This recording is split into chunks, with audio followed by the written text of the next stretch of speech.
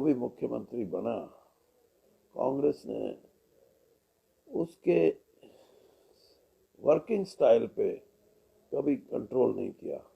और इसी वजह से बहुत से कांग्रेस के लोग, सिर्फ हुड्डा की वजह से नहीं, हुड्डा भी इस चीज में दोषी है कि वो कांग्रेस को अपने से बाहर कभी समझा नहीं। लेकिन दूसरे मुख्यमंत्री भी जो कांग्रेस में रहे हैं, उनका भी एटीट्यूड उनका यही रहा। लेकिन कहीं ना कहीं कांग्रेस हाईकमांड इन बातों पे अगर गौर करता तो ना तो कभी बंसीलाल छोड़ के जाते, ना कभी भजनलाल छोड़ के जाते, मैं तो ये कहता हूँ ना कभी देवीलाल छोड़ के जाते। देवीलाल जी भी 1970 में कांग्रेस छोड़ के गए हैं। और ना फिर मेरे जैसे और इंद्रजीत जैसे ये लोग जाते, क्योंकि मेरा अपना जीवन 42 साल में कांग्रेस में रहा हूँ। लेकिन मुझे आपको सारी कथा मेरे बारे में पता है कि किस प्रकार से राष्ट्रपति का शपथ ग्रहण समारोह में चिट्ठी आ जाए, कैबिनेट सेक्रेटरी की राष्ट्रपति भवन से पास आ जाए और 5 घंटे पहले ये फैसला हो जाए कि सॉरी अब आपका नहीं हो सकता। तो मुझे मतलब फिर भी मैंने 1 साल कांग्रेस नहीं छोड़ी। इसलिए नहीं छोड़ी कि लोग ये कहेंगे कि ये मिनिस्टर नहीं बनाया इसलिए हमने छोड़ दिया। लेकिन जब मैंने देखा कि कांग्रेस में कुछ ऐसी शक्तियां हैं हमारे प्रदेश में जो कांग्रेस को अपने जेब में डाल के चलना चाहती हैं, तब मैंने ये फैसला लिया। मैं तो बीजेपी में किसी को जानता तक भी नहीं था। यानी आप हैरान हो गए, मैं एक ऐसे नेता को बीजेपी के 2014 से पहले मेरे कोई संबंध या ताल्लुक नहीं थे जिनको मैं जानता हूँ। मेरी एक सोच है, आज भी है वो, और उस वक्त भी है। और मैं अपनी सोच को जमीन पे उतारूं, ये तभी संभव हो ना जब मैं I should have a free hand from my party. वो तभी होता है क्योंकि पॉलिटिकल सिस्टम में मैं एक बात हमेशा बोलता हूं कि इस देश के 75 साल की प्रजातंत्र में एक बहुत बड़ा एबरेशन रहा है कि चीफ मिनिस्टर का जो ऑफिस है वो, डेमोक्रेसी क्या है प्रजातंत्र में? डिसेंट्रलाइजेशन ऑफ पावर, विकेंद्रीकरण सत्ता का।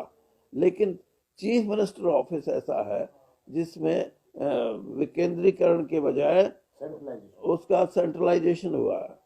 और चीफ मिनिस्टर के दफ्तर से चपरासी की बदली होगी तो कहां प्रजातंत्र? कौन मंत्री,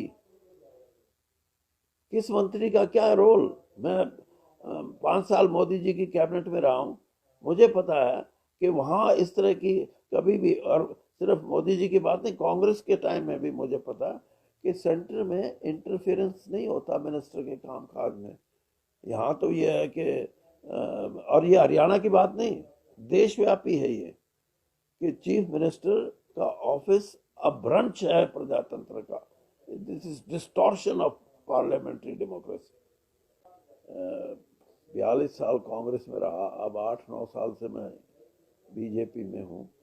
तो आपको ये नहीं समझना चाहिए कि वीरेंद्र सिंह कोई रोलिंग स्टोन है कि यहाँ से वहाँ और वहाँ से यहाँ। मैं जिस पार्टी में मैं हूँ उसमें हूँ, और मैं ये समझता हूँ कि पार्टी अगर मेरी सेवाएं लेगी, क्योंकि मैं सिर्फ पद वाली पॉलिटिक्स नहीं, मैं दिमाग की भी पॉलिटिक्स करता हूँ कि इस हरियाणा का क्या हो, कैसा हरियाणा हो।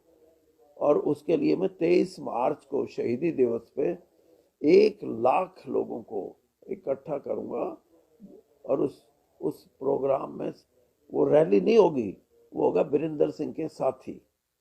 वीरेंद्र सिंह के साथी के रूप में मैं ये कहूँगा, और ये मेरे मन में है, और मैं उसमें कोशिश कर रहा हूँ लोगों के विचार जानने के लिए, कि जो मूलभूत समस्याएं हैं, भ्रष्टाचार है, मूलभूत समस्या बेरोजगारी है, मूलभूत समस्या गरीबी है, मूलभूत समस्या अच्छा स्वास्थ्य सेवाओं का कमी है, मूलभूत समस्या गांव के अंदर शिक्षा की पद्धति में और बड़े शहरों के शिक्षा के स्तर में बहुत बड़ा अंतर है, और मूलभूत समस्या जातिवाद और धर्मांधता को अगर राजनीति में हमने जगह बनाने दी तो इस देश का भविष्य ठीक नहीं होगा। मैं इन ताकतों के खिलाफ लड़ूंगा।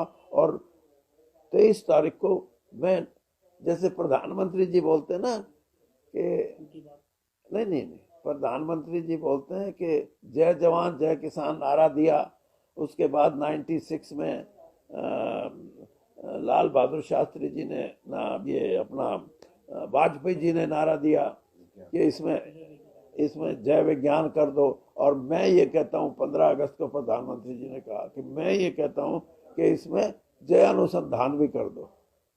हुआ ना? मैं जय अनुसंधान के माध्यम से पुरानी मूलभूत समस्याओं के नए रिसर्च करके नए समाधान प्रस्तुत करूंगा उस रैली में।